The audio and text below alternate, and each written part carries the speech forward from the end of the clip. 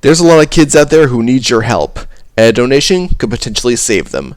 Link to my fundraiser is in the description.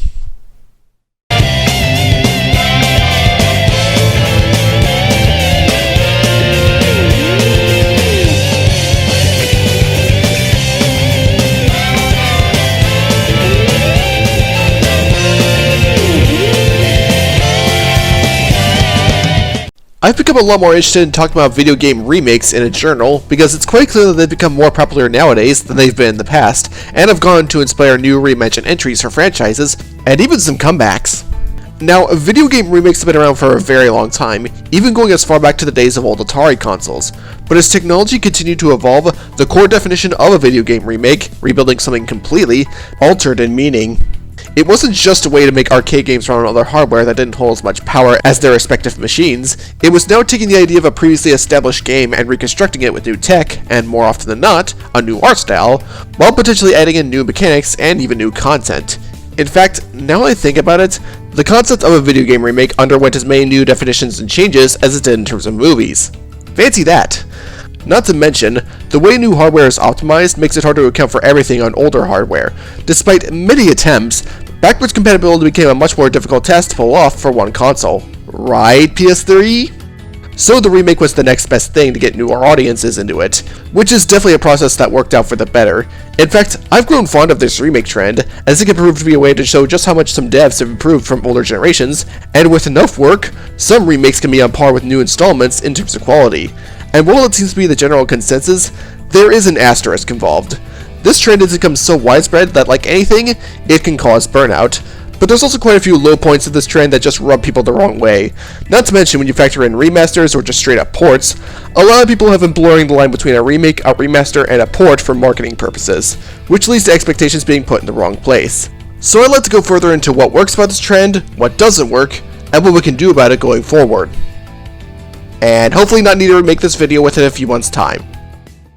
Now, the reason why I and many others have enjoyed this current trend of remakes is that in general, they can be a way to give proper updates to a game's mechanics, improving upon weaker aspects, while still maintaining the core that made the original what it was.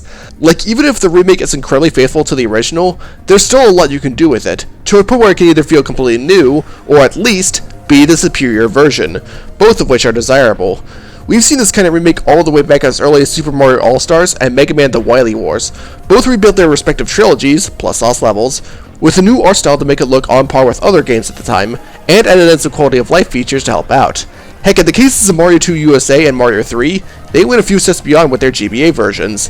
Or in the Wily Wars' case, they also included a mode that lets you use any weapon or gadget from the first 3 games you wanted to. These were proof that this could be a good way for the games to reach a new audience, and it still works to this day. The Crush and Sin trilogy went down a similar path with this idea, and was successful for it. Even if not every problem was done away with, in fact there were a couple issues not present in the original, the novelty of seeing something old polished and presented as something new, and the good changes to make the game more accessible to a younger demographic, helped rejuvenate interest in Crash. Definitely glad the save system for the original Crash 1 is no more. Or how about remakes like Star Fox 64 3D and Ocarina of Time 3D? Yeah, sure, the originals are still treasured to this day, and arguably more accessible, but these not only looked loads cleaner, but they also fixed some of the issues that were likely because of hardware limitations in mind, while still being the same game at heart.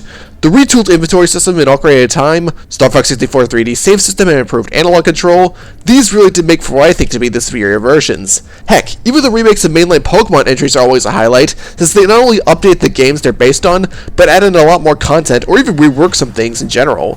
The Sevi Islands and Fire Red Leaf Green, the Pokeathlon and walking alongside your Pokemon in Heart Gold Soul Silver, the Delta episode in Noras, the different Underground and BDSP, the increased legendary count in those last two, it really feels like you're actually playing a new game at points. Which brings me to something great we've been seeing more as of late. Remakes that are almost completely new games, ones that use their original as a basis, but build something completely different with it. Some of the obvious choices are the recent Resident Evil ones and Final Fantasy VII Remake, because of the different directions they took, but this can also be seen with the likes of Metroid Zero Mission for the Game Boy Advance, and Samus Returns for the 3DS. Yeah, they hit some of the same beats, but the way they go about it is beyond recognizable, and I wouldn't be surprised if one didn't initially know that they are remakes. That would be a sign that it is, at least, doing something right. So these reasons to enjoy remakes in general have been around for a long time, but why are companies making this into a trend now? Well, for as really cynical as this sounds, I think companies realized how profitable the medium can be when the Unseen Trilogy and the RE2 remake came out. The former was a return of a series that barely saw a new release for nearly a decade after the last known release most were familiar with was the second installment of a failed sub-series, unless you count its guest appearance in a Skylanders game. Meanwhile, the latter was such a big overhaul of a beloved classic, to a point where everything said earlier was fully realized, for better and a bit for worse, given how quickly a remake of RE3 came out, and given how many things carried over from one to the other. Now, going over the fact that they sold like hotcakes and making it trendy isn't a bad thing by default. In fact, in the former's case, it showed just how many old series from back in the PS1 days can make a comeback, as several more remakes like it, along with a number of reimaginings of older icons, would follow suit. But like as with all cool things, there are snags involved.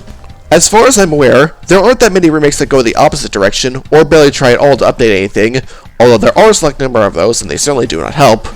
But I think there's other things at play here. First thing is the general fear of remakes taking time away from fully original games. Granted, this isn't a super common belief, but I can see why others would get this feeling. While as much work can go into a remake as an original game, especially if the direction is completely different, people still do crave new ideas in general, not just new ideas plopped into previously established stories. There's a fine line between remaking something for the idea expansion and over-glorifying the past, and like anything, burnout will eventually settle in if things are taken too far, which I do think is slowly becoming the case the more of these we see. The best example I can think of is Resident Evil's recent remake extravaganza. As well as the R2 remake was the monumental success, it became distracting just how fast the RE3 remake followed suit, and how shortly news the upcoming RE4 remake came out after that. The other ones are more widespread beliefs though, and I think are the points where many are becoming legitimately upset. Those revolve around how companies treat the originals. While there are plenty of good and bad changes from one game to the other, there will always be people who prefer the originals, for personal reasons, or because they like how it plays more. Doing things like making the remakes the only versions of the game accessible on that hardware, or making the originals less accessible overall, is definitely going to rub some people the wrong way. I know trying to port games can be a task in and of itself, but stuff like subscription services becoming the easiest way to experience retro titles, making some methods like mini consoles or even entire game collections available for a limited time, or just charging prices for them that are as much as completely new games, which does tie into an ongoing issue of preservation, it feels like when these companies aren't making as much money as possible, then these methods come off as them saying, when you talk about this game, this'll be what you're talking about, and to the average Joe or kid, this might be true, but that comes off as alienating to those who clearly think of this. Even some actually really good remakes are guilty of this. Like, it's awesome that the Crash Insane trilogy, Nitro Fueled, and Spyro Reignite trilogy are a thing, but this is all we have on modern tech, while the easiest access we have to the originals is the versions on the PS3 store, unless you resort to emulation. I understand, companies want to focus on what's ahead, but no matter what, everyone deserves to know what each game was originally like, so that they can see how far we've come.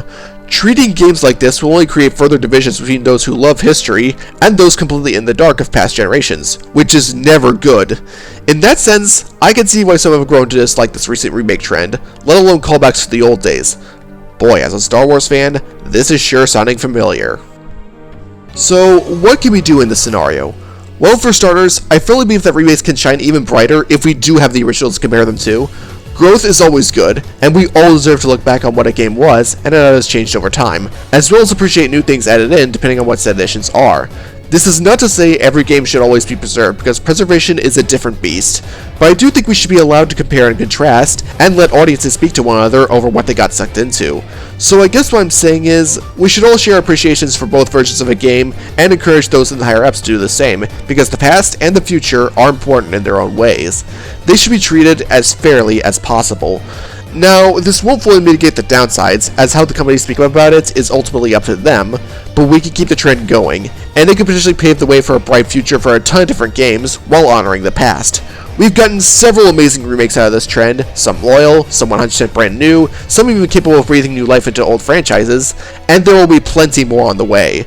I still support getting brand new entries as much as anyone else, but I definitely support getting remakes if it means we can not only preserve what made it work, but also get a fresh new experience for everyone to enjoy.